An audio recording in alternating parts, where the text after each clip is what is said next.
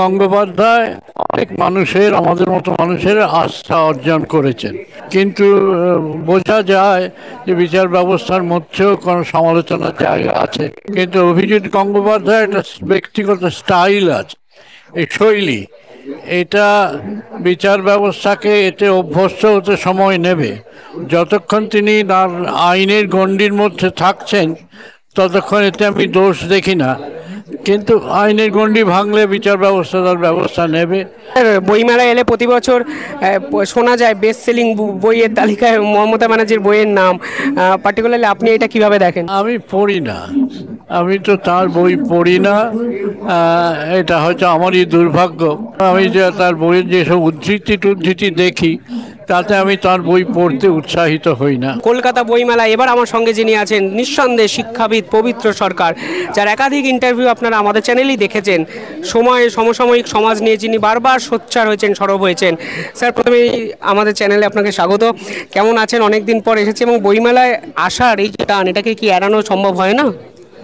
না, সম্ভব হয় না। একদম প্রথম থেকে 1976 থেকে প্রত্যেকবারই আমি আসি এবং কোনোবার বাদ যায়নি, এবং প্রতি বইমেলায় একাধিকবার আসি।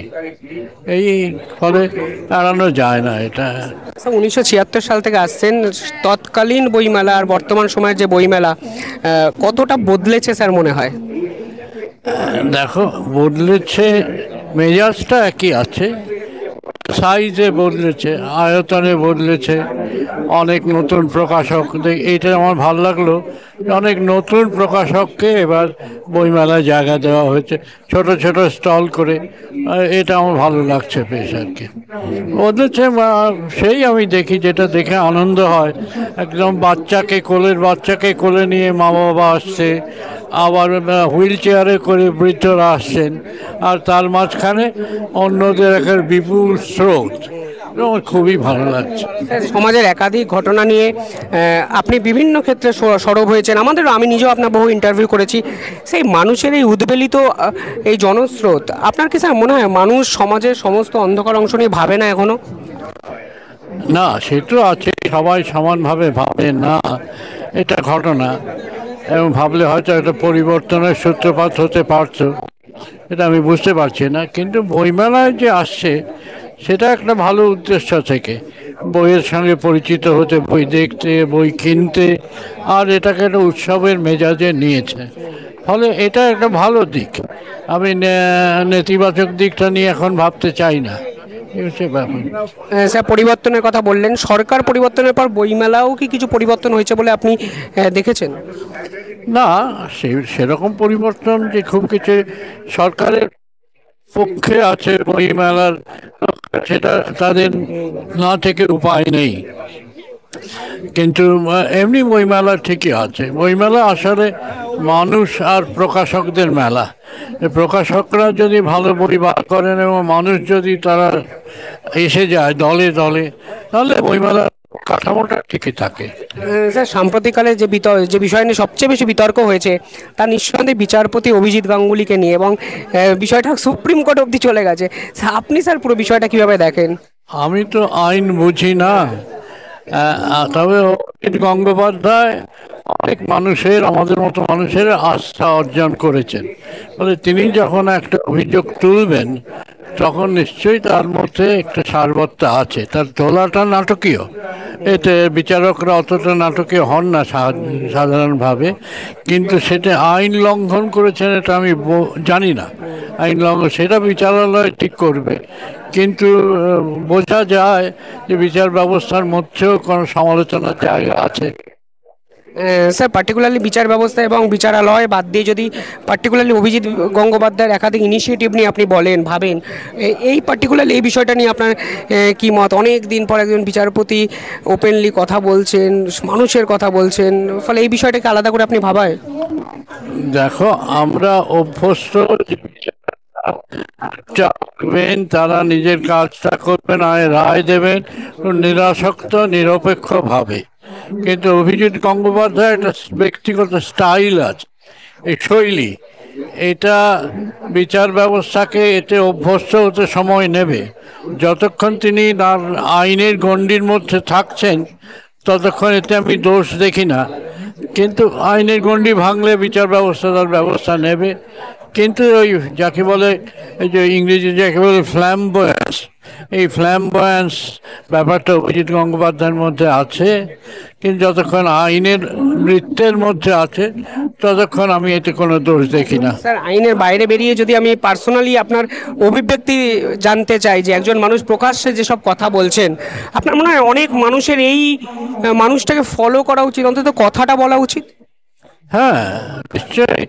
এবং এই সব চমকপ্রদ কথাবার্তার ফলে বিচার ব্যবস্থার প্রতি মানুষের একটা নতুন করে একটা আস্থা তৈরি হয়েছে, এটাও ঠিক।